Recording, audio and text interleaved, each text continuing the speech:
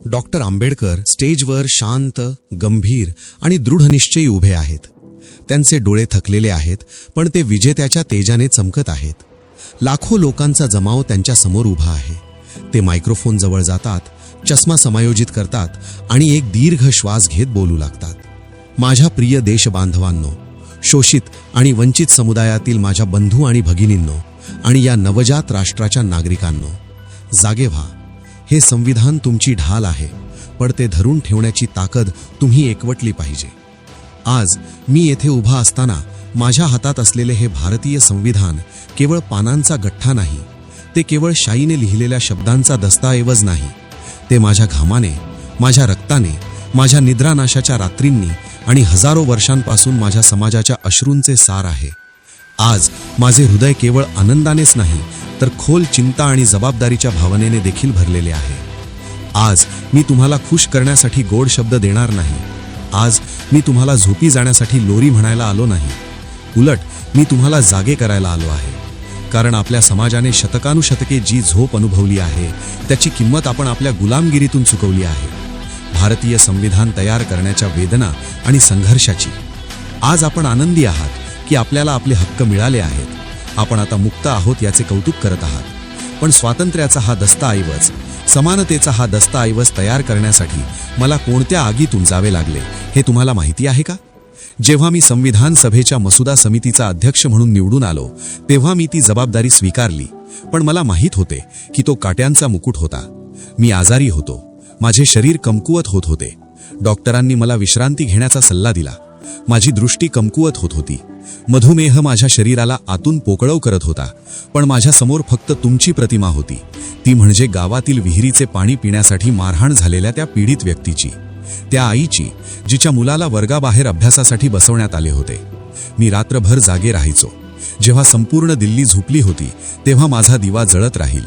माझ्या मनात फक्त एकच भीती होती की जर मी आज चूक केली, जर आज माझी लेखणी थांबली किंवा आज मी एकही चुकीचा शब्द लिहिला, तर माझ्या भावी पिढ्या पुन्हा एकदा गुलामगिरीच्या साखळदंडात जखडल्या जातील. माझा अपमान झाला. मला देशद्रोही म्हटले गेले. मी केलेल्या प्रत्येक प्रस्तावावर बोटे उचलली गेली. मला प्रत्येक पावलावर थांबवले गेले. पण मी थांबलो नाही. का? कारण मला माहीत होते की मी एकटा नाही. माझ्या लेखणीने लाखो आवाजहीन लोकांचा आवाज उचलला. आज तुम्हाला समान हक्क देणारे हे संविधान मी माझ्या आयुष्यातील अनेक वर्ष बलिदान देऊन तयार केले. तुम्ही डोके वर करून चालावे म्हणून मी माझे आरोग्य बलिदान दिले. आता हे संविधान काय आहे आणि त्याचा तुमच्यासाठी काय अर्थ आहे ते जाणून घ्या. ते काळजीपूर्वक ऐका आणि ते तुमच्या हृदयात घ्या. हजारो वर्षांपासून या देशात एक वेगळा कायदा प्रचलित होता, मनूचा कायदा. एक असा कायदा ज्यामध्ये म्हटले होते की सर्व माणसे समान नाही. काही जण डोक्यातून जन्माला आले, काही जण पायातून जन्माला आले. काहींना शिक्षण घेण्याचा अधिकार होता आणि काहींना फक्त सेवा करण्यासाठी. मी तो जुना कायदा जाळून टाकला आहे आणि तुम्हाला हा नवीन कायदा, हा नवीन संविधान दिला आहे. हे संविधान काय करते? हे संविधान तुम्हाला प्रजेपासून नागरिक बनवते. कालपर्यंत तुम्ही राजाची प्रजा होते, जमीनदाराचे गुलाम होते. आजपासून या संविधानाच्या अंमलबजावणीने तुम्ही या देशाचे मालक आहात. समानतेचा अधिकार. आता तुम्ही राजा असो किंवा गरीब, ब्राह्मण असो किंवा शूद्र, मंदिरातील पुजारी असो किंवा स्वच्छता कर्मचारी, कायद्याच्या दृष्टीने सर्व समान आहेत. गरीब व्यक्तीला मिळणारी शिक्षा श्रीमंत व्यक्तीसारखीच आहे. मतदानाचा अधिकार हे माझे सर्वात मोठे शस्त्र आहे जे मी तुम्हाला दिले आहे. राणीच्या पोटातून राजांचा जन्म होण्याचा युग संपला आहे. आता राजा तुम्ही निवडलेला असेल. तुमचे एक मत देशाच्या पंतप्रधानाच्या मताइतकेच आहे. ते कधीही विकू नका. प्रतिष्ठेचे जीवन. हे संविधान तुम्हाला फक्त अन्न आणि वस्त्र देत नाही, ते तुम्हाला प्रतिष्ठा आणि आदर देते. आता कोणीही तुम्हाला अस्पृश्य म्हणून तुमचा अपमान करू शकत नाही. जर कोणी असे केले तर हे संविधान तुमच्या हातातली तलवार आहे, ज्याच्या सहाय्याने तुम्ही कायदेशीर लढाई लढू शकता. मी या संविधानात स्वातंत्र्य, समता आणि बंधुत्वाचे बीज पेरले आहे. लक्षात ठेवा, समानतेशिवाय स्वातंत्र्य अपूर्ण आहे आणि बंधुत्वाशिवाय दोन्ही निरुपयोगी आहेत. मी तुम्हाला असे घर बांधले आहे ज्याचा पाया न्यायावर आहे. आता हे घर सजवणे आणि राखणे तुमचे काम आहे. डॉक्टर आंबेडकर इशारा देतात, माझा आनंद आणि माझी भीती ऐका. आणि आजच्या भाषणाचा हा सर्वात महत्त्वाचा भाग आहे. मी तुम्हाला एक इशारा देऊ इच्छितो. संविधान कितीही चांगले असले तरी त्याचे व्यवस्थापन करणारे लोक वाईट असले तरी ते शेवटी वाईट सिद्ध होईल. आणि संविधान कितीही वाईट असले तरी त्याचे व्यवस्थापन करणारे लोक चांगले असले तरी ते शेवटी चांगले सिद्ध होईल. डॉक्टर आंबेडकर पुढे म्हणतात, मला 3 धोक्यांची भीती वाटते आणि तुम्ही त्यांच्यापासून सावध राहिले पाहिजे. पहिला धोका म्हणजे राजकीय लोकशाही विरुद्ध सामाजिक लोकशाही. 26 जानेवारी 1950 रोजी आपण विरोधाभासी जीवनात प्रवेश करू. राजकारणात आपल्याला समानता मिळेल, एक व्यक्ती एक मत. पण सामाजिक आणि आर्थिक जीवनात अजूनही असमानता आहे. श्रीमंत राजवानात राहतात तर गरीब झोपड्यांमध्ये राहतात. उच्च जाती आणि कनिष्ठ जातीमधील भेद अजूनही अस्तित्वात आहे. जर आपण ही सामाजिक असमानता लवकरच दूर केली नाही तर ज्यांना याचा त्रास सहन करावा लागतो ते एक दिवस आपण इतक्या कष्टाने बांधलेल्या राजकीय लोकशाहीच्या रचनेलाच उडवून देतील. म्हणून फक्त मतदान करून समाधान मानू नका. समाजात बंधुता पुनर्संचयित होईपर्यंत लढा चालूच ठेवला पाहिजे. दुसरा धोका म्हणजे भक्ती आणि अंधश्रद्धा.